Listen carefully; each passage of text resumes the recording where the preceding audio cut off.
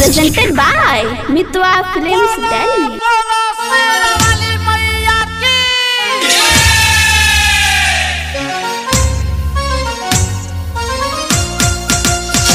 संगीत recording studio पोखरी बाजार। अरे पूजा निसार का करतारी सरे होई सांझ के रहो गई बम चल गावे रे। अरे चलो ना सरे आई हो दादा।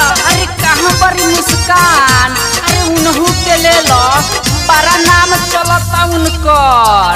चला ये निसु चला। हां चला ये सखी चला।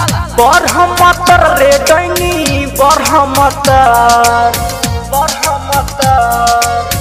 बरहमतर रे डैनी बरहमतर चलना बेटवा की बहे अपन बरहमतर चलना बेटवा के खइहे अपन बरहमतर बरहमतर रे डैनी बरहमतर हाय हाय बरहमतर रे डैनी बरहमतर चलना भतरा के खइहे अपन बरहमतर अपन नतिया चबइहे चलना बरहमतर।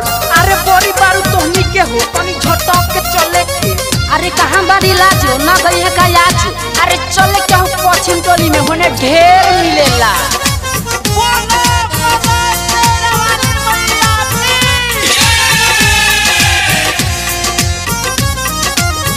चढ़ते कुआर डाले सब को नजरिया कोरेला जो गया धीरा तीन पैरिया। आजो न दिहेगा दिहेनु चला ये सखी चला।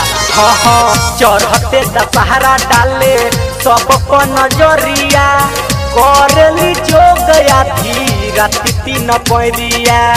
पीपरतर रे डैनी पीपरतर पीपरतर रे डैनी पीपरतर अपन दमदाती बहे चलना बरहमतर अपन पुतवा चबहे चलना बरहमतर। खाली गाही के बाकी कुछ मंगबो कर बुसन जो हो जे रोशन अशोक मुन्ना मतलब या किशोर फोर जो रिकॉर्डिंग को बैठल बारे उ ढेर दिए कंपनी मालिक बानी। अरे लोग बड़ी बहाना पतिया देवेला हाय डीजे निर्भय खाली वही में डूबल रहेला।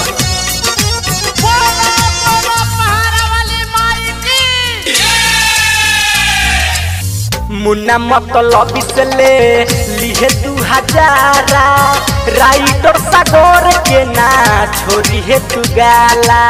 काल से आइबो ना करे कह दिए ठीक बा। हाँ हाँ रवसन शोक मुन्ना होला धमाल से दिल नहीं बाटे ई लोग एको पाई काल हसे बरहमतर रे डैनी बरहमतर बरहमतर रे डैनी बरहमतर अपन ललना चबइहे चलना बरहमतर अपन नतिया चबइहे चलना बरहमतर।